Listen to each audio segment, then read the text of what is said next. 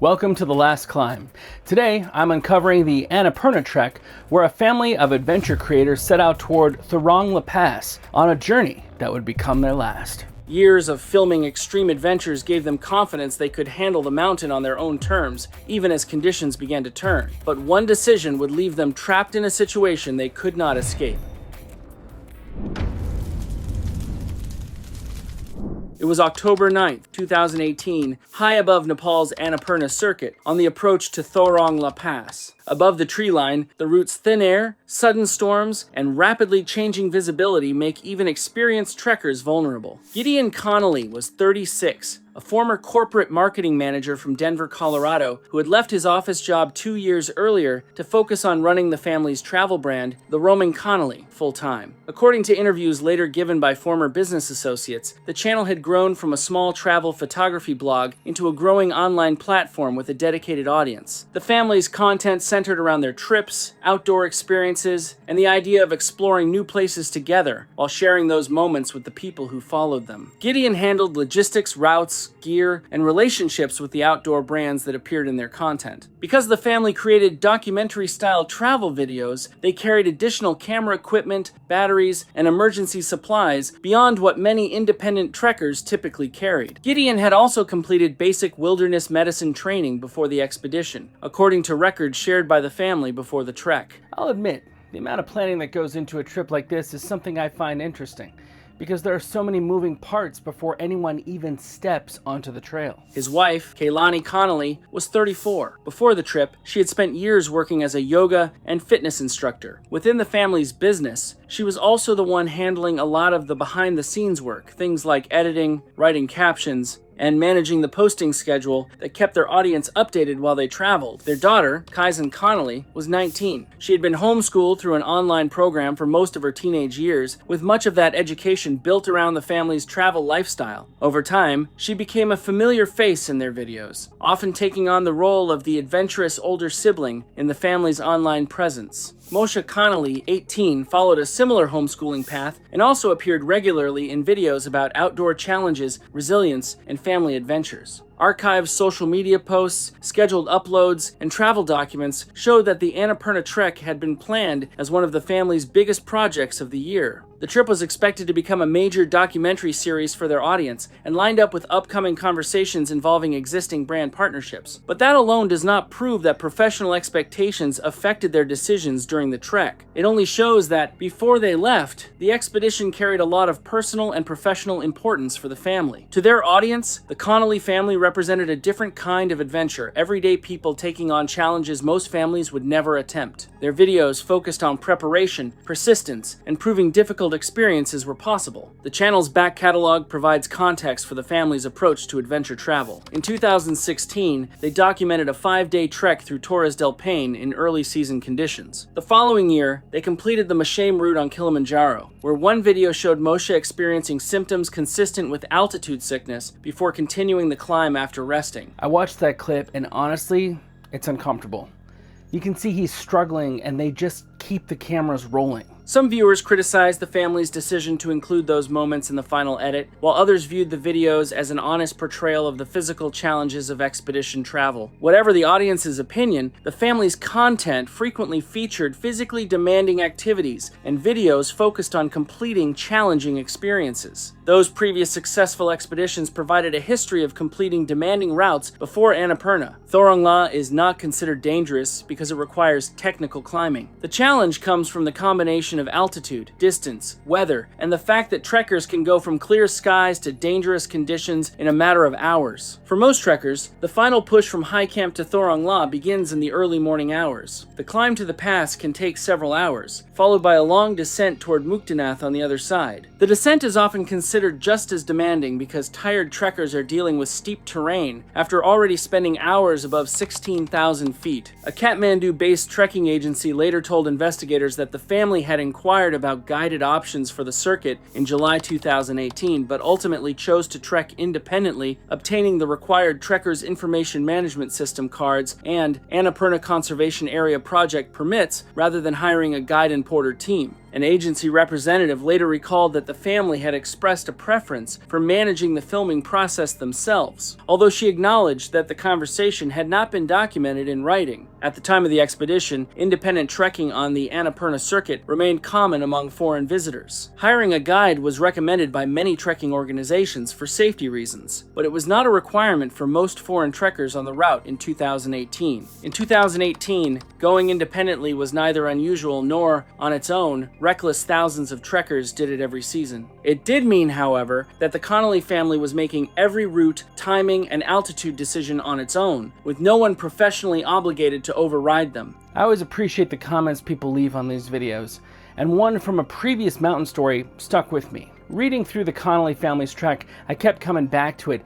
They had experience, but Thorong La was a place where conditions and local knowledge mattered most. Their public itinerary, which they posted on the channel's website about 6 weeks before leaving, gave them 14 days to complete their planned version of the Annapurna circuit. That included 2 full acclimatization days in Manang, which sits at around 11,600 feet, before they moved higher toward High Camp and Thorong La Pass. That kind of schedule is actually pretty standard and considered the safer approach. Most trekking groups and altitude specialists recommend spending extra time in Manang before going higher, but the family didn't get those 2 days. The filming equipment they carried also added around 15 to 20 pounds of extra weight per person compared to a normal trekking setup. 15 to 20 pounds doesn't sound like much until you're the one carrying it uphill at altitude. The gear itself wasn't a problem, and nothing from the recovered footage or equipment checks pointed to a failure with their clothing or technical equipment. It just meant the trek was physically harder. Investigators did not consider the extra weight a direct cause of the deaths. According to permit records, the Connolly family didn't reach Manang until October 6th, putting them 3 days behind their published itinerary. Their original plan had them flying from Kathmandu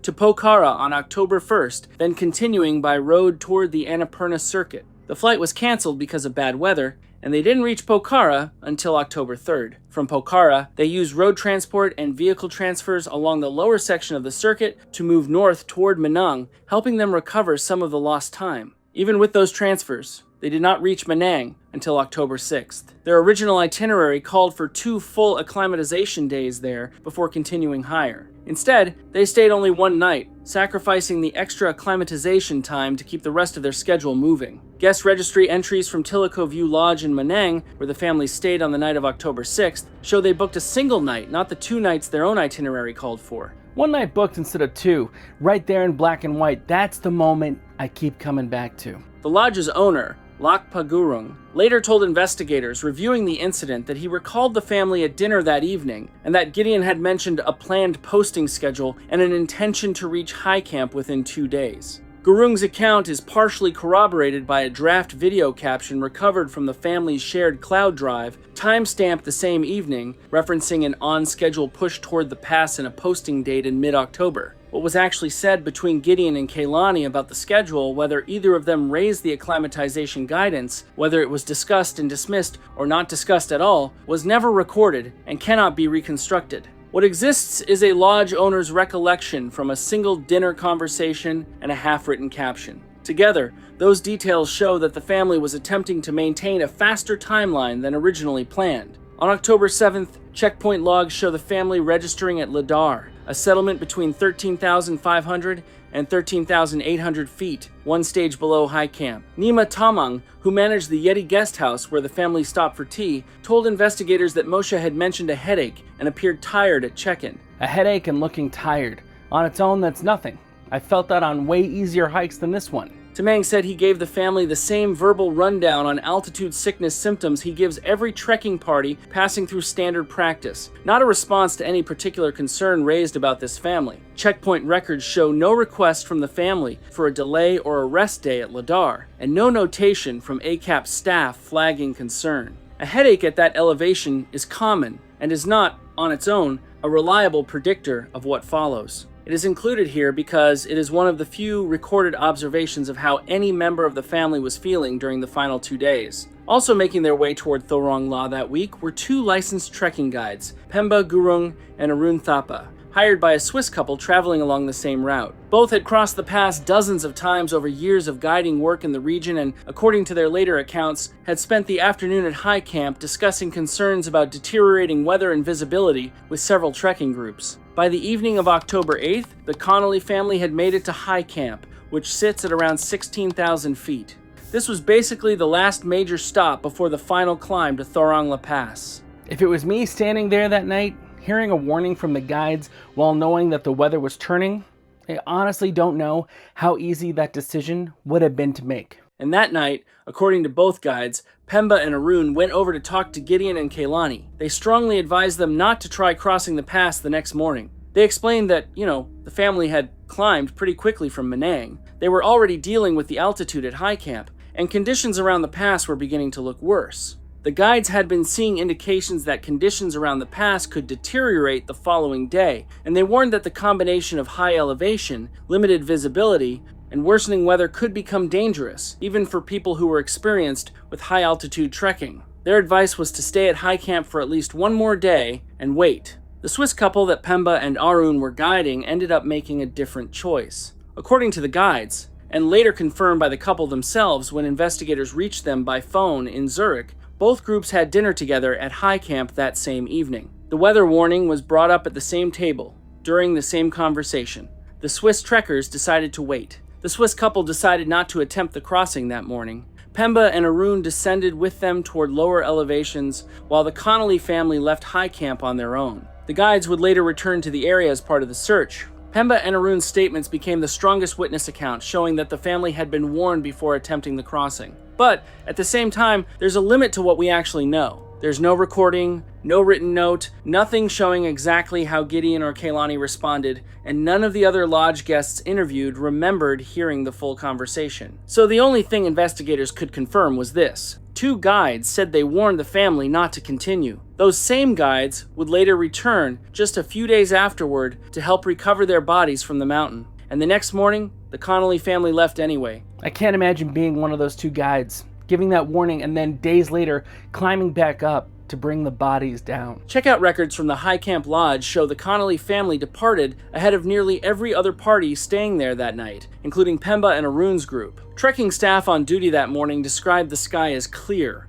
while conditions in the upper pass area remained capable of changing rapidly. Several guides interviewed afterwards suggested the early start may have been intended to give the family enough time to reach the pass and begin descending before conditions worsened. A plausible read given the timing, though the specific reasoning behind it is inferred, not confirmed by anything the family said or wrote before leaving. A partial video file recovered later from Gideon's damaged camera shows all 4 of them ascending in clear conditions, marked trail poles and snowfields visible behind them. It is the last confirmed visual documentation of the Connolly family taken by anyone. Watching that footage, knowing it's the last time anyone saw them alive, is a strange kind of quiet. Pemba and Arun had already descended with their clients, so they were not on the upper route when the Connolly family continued toward the pass. Other trekkers were also making their way toward the pass that morning, but investigators found no reliable account placing another trekker close to the Connolly family after they left high camp. From this point forward, the exact sequence becomes difficult to establish. Investigators would later rely on the damaged camera, Gideon's phone, Kehlani's recovered GPS watch, and the physical evidence at the site to reconstruct what happened. There are no survivors and no direct witnesses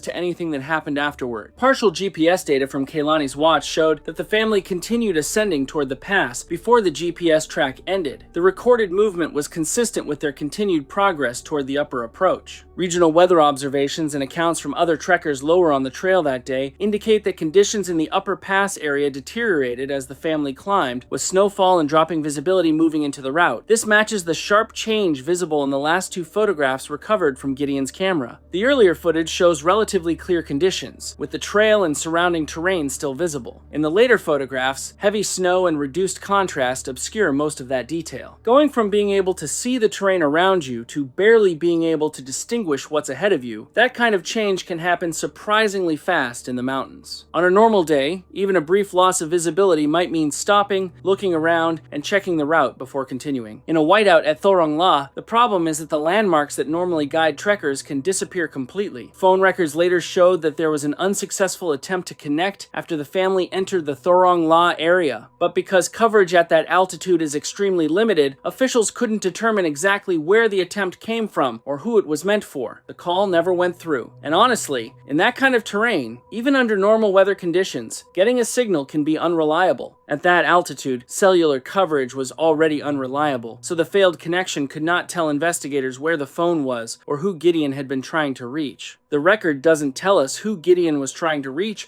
or what he was trying to say. It only tells us one thing: someone tried to make a call, and it didn't connect.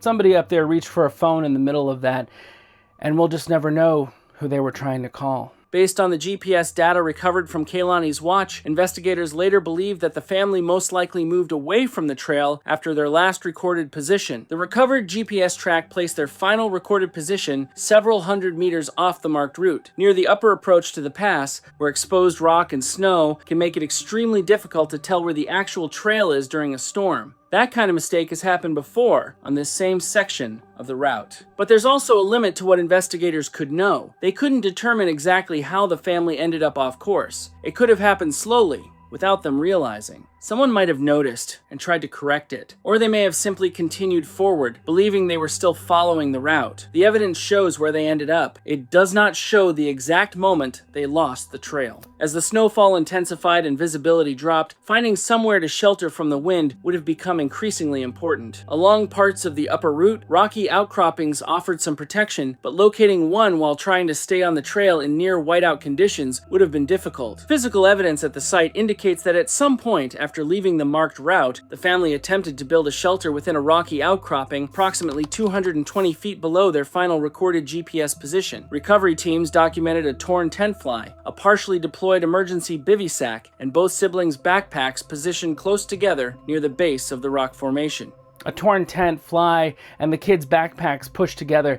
That's such a small human detail to picture out there. Based on the arrangement of the gear and the surrounding terrain, investigators believe the family likely tried to wait out the storm rather than continue moving through worsening visibility, a decision that, in isolation, is not unreasonable. Stopping to shelter is standard guidance when a party becomes disoriented in whiteout conditions. It is impossible to know whether this was a deliberate, discussed decision or simply what four people did after visibility deteriorated and they could no longer clearly identify the route. All four bodies were found within about a 30-foot area of each other. The recovery records noted that Gideon and Kehlani were found closer to the more exposed edge of the shelter area, while Kaizen and Moshe were located closer to the base of the rock formation, where they had more protection from the wind. I believe investigators were right to be careful here, because knowing where each person was found doesn't automatically tell us what happened before that moment. But that's all the investigation recorded, just the physical locations. It did not make any conclusions about what that meant or try to determine the order of events based only on where each person was found. No one can know exactly what took place in the roughly 4 hours between the last photograph on Gideon's camera and the point when the family was no longer able to move. But the physical evidence, weather data, GPS record, and positioning of the gear support a likely reconstruction. The family lost the trail as visibility collapsed, attempted to shelter in place rather than push forward blind, and were overtaken by prolonged exposure to sub-freezing wind before the weather finally broke and rescue became possible. The family had planned to reach Mukdenath that evening, but when they failed to appear, their absence eventually prompted checks of their last known movements. A search and rescue operation was formally opened on October 10th, using permit records, guest registries, and the family's last confirmed checkpoint at High Camp to define a search area. Nepalese authorities, including local police and Annapurna Conservation Area officials, later reviewed the available records, witness accounts, and physical evidence. Continued snowfall and low cloud cover kept helicopters grounded for the first 2 days. A regional rescue flight operator confirmed it made no attempts to fly into the area before October 12th due to unsafe conditions, and a request for military air support was similarly delayed by the poor weather. Ground teams, including Pemba and Arun,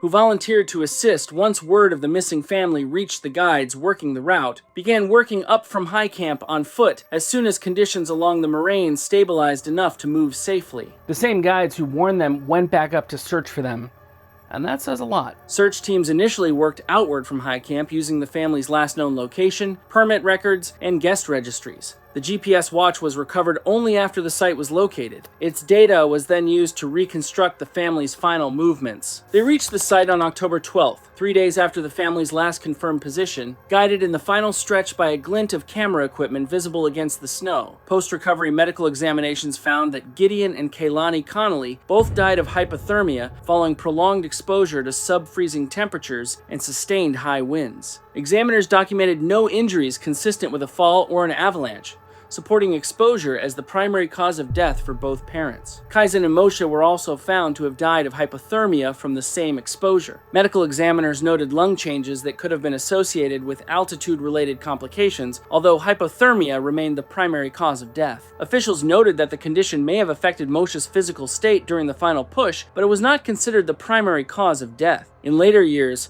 Nepal introduced broader trekking regulations requiring guides for foreign trekkers on many routes. Officials cited multiple concerns, including search and rescue challenges and the difficulty of monitoring independent trekkers in remote areas. A district tourism officer later noted that the checkpoint system could record a trekker's movements and overnight stays, but it did not give officials a way to physically prevent an independent group from continuing. The system could document warning signs. It could not necessarily act on them. The infrastructure could log a headache, a single night booking, an early checkout. It could not require anyone to act on what those things meant, and in October 2018, no one was legally positioned to. That's the part that stays with me. Every warning sign got written down somewhere, and none of it had the power to stop them. No single case is cited as the reason for that policy. The Connolly family's story is one entry in a longer, quieter pattern that Nepalese search and rescue teams had been watching accumulate for years before it ever reached a wider audience. What made this one different was not the mountain, the weather, or even the decision to travel independently. It was the narrow chain of choices that placed the family in a situation where, once the weather changed, the options available to them became almost impossible. If you liked today's episode, go ahead and hit that like button. Also, leave me some comments. We can talk back and forth. Also, guys, be sure you subscribe. A lot of you are watching these videos, but you've not subscribed yet. We know who you are.